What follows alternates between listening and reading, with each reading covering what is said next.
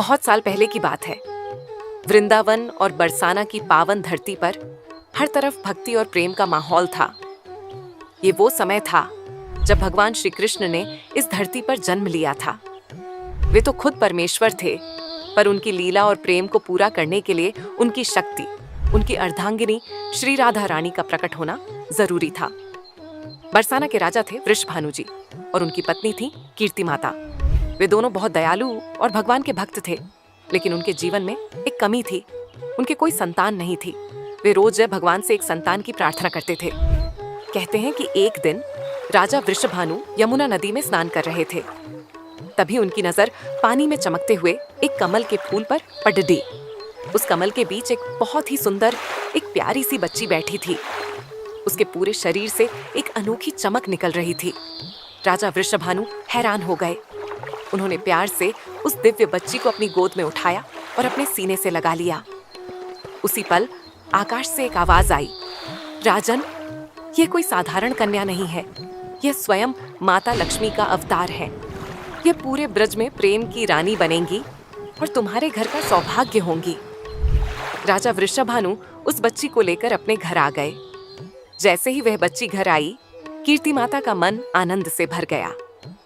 उन्होंने उस बच्ची का बर्थडे प्यार से पालन पोषण शुरू कर दिया। पर एक बात थी जिसने सबको परेशान कर रखा था। राधा रानी ने जन्म से ही अपनी आंखें बंद रखी थीं। वे कुछ भी नहीं देखती थीं।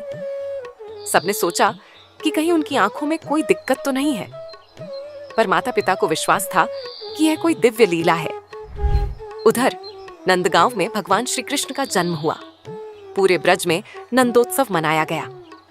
इस खुशी में राजा वृषभानु भी अपनी बच्ची को लेकर नंदगांव पहुंचे। जब नन्ही राधा रानी को नन्हे कान्हा के पास लाया गया, तो जैसे ही राधा रानी ने नन्हे कान्हा को देखा, उन्होंने पहली बार अपनी आंखें खोली।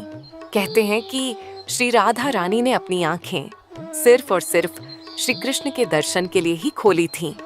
वे जैसे यह बताना चाहती थीं कि उनका अस्तित्व, उनकी नजर और उनकी पूरी जिंदगी सिर्फ और सिर्फ कान्हा के लिए है।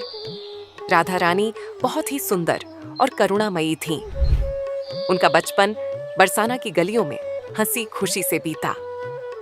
वे अपनी सखियों के साथ श्री कृष्ण की लीलाओं में भाग लेती थीं। तो दोस्तों, श्री राधा जी का जन्म सिर्फ एक कहानी नहीं, बल्कि सच्चे प्रेम और भक्ति का सबसे बड़ा उदाहरण है।